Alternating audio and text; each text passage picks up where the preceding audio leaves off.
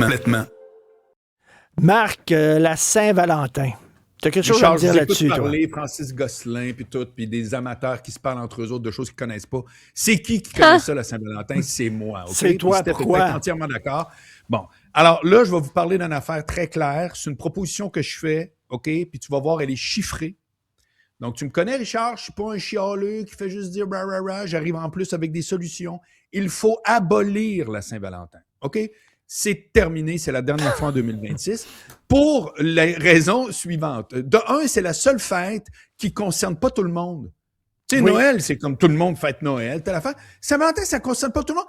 À vrai dire, tu vas voir, je vais te le démontrer, ça concerne un minimum de personnes. On dit que c'est la fête des amoureux. Ben, élimine les célibataires, j'ai fait mes recherches. En 2021, selon Statistique Canada à Montréal, il y avait 52,7% de célibataires à Montréal. Ah! Il est en majorité. Connais-tu une autre fête, toi, qui concerne juste la moitié du monde? Non. Bon, voilà. Donc, après ça, tu vas éliminer les gens en couple, mais qui ne s'aiment plus. Il y en a. Ben oui, il y en a.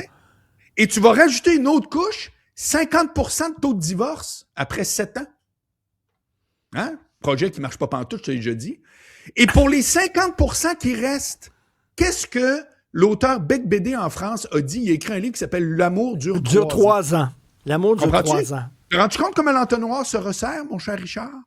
705 905 personnes sont en couple à Montréal. La moitié vont se séparer après 7 ans. Et vu que l'amour dure 3 ans et qu'on se sépare après 7 ans, il reste donc 4 ans d'amour pour 352 952 personnes. Je trouve qu'il a mal choisi son titre, Bec Bédé. Il aurait pu dire « La passion dure 3 ans ». L'amour peut durer plus longtemps, mais tu sais, la passion, là. Parfait. À un moment donné, c'est le feu, là. Oui, OK, mais la Saint-Valentin, c'est... Parfait, mais la Saint-Valentin, c'est pas la fête des gens, comme disait Francis, qui ont le même T4. Hein? À ce que je sache, c'est la fête des gens qui sont supposément en amour. Bon, on lui mettra la définition qu'on veut. Alors, si je continue là-dessus, l'espérance de vie, Richard, au Canada, 78 ans, la population est 3 ans en amour. Ça fait qu'on est concerné par la Saint-Valentin par 78 divisé par 3, 26%. C'est un flop total. De ces 352 000 personnes, combien vont être fidèles? Une autre étude qui dit 20% des gens ont avoué avoir été infidèles, mais si tu es sûr de ne pas te faire pogner, le chiffre monte à 30. Mais là, attends une minute, avec tous tes chiffres, à la fin de tout ça, tu vas me dire qu'il y a 30 personnes qui méritent de fêter à Saint-Valentin. Exactement. C'est à peu près ça, là. C'est exactement pour moi. C'est une fête qui n'a plus aucun sens parce que tout s'est délité avec le temps. Rappelle-toi, dans le temps de nos parents, tout le monde se mariait, tout le monde restait marié. Alors, on peut le déplorer, on peut dire que ça n'aurait pas dû. Ben, arrêtez avec une fête qui date du 18e siècle. Okay, est-ce que je peux te faire ma proposition? Les jeunes tentent de réinventer l'amour, réinventer le couple. Là, on parle de couple à 3, les trouples, puis les polyamoureux. Puis tu crois-tu à ça, toi? Tu vois bien, c'est quoi? Ben, tu me demandes une question. Mes croyances n'ont rien à voir avec ça. Tu vois bien le flop total, tu vois bien le bordel sans nom. Depuis que Tinder est arrivé en plus, les dates se sont multipliées, puis les gens pensent qu'ils sont plus habiles. Ça veut dire qu'ils ont 7 dates au lieu d'en avoir 2, puis dans les 5 cas qui... Bon, ben voilà. Alors moi, j'ai quand même une proposition. Parce que, tu le sais, j'ai toujours été un gars de solution. De un, il faut qu'on fusionne cette fête-là, la Saint-Valentin, dans d'autres fêtes qui existent.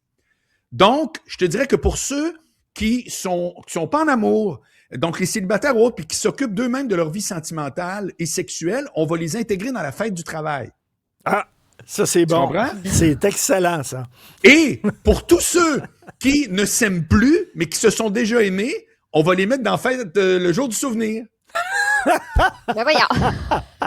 Okay. C'est extraordinaire! Et donc, on enlève le 14 février, puis on répartit les gens à la fête du travail, le jour du souvenir. Et là, maintenant, tout a du sens. C'est excellent. Et pour ceux qui crousent au bureau avec la journée de la secrétaire?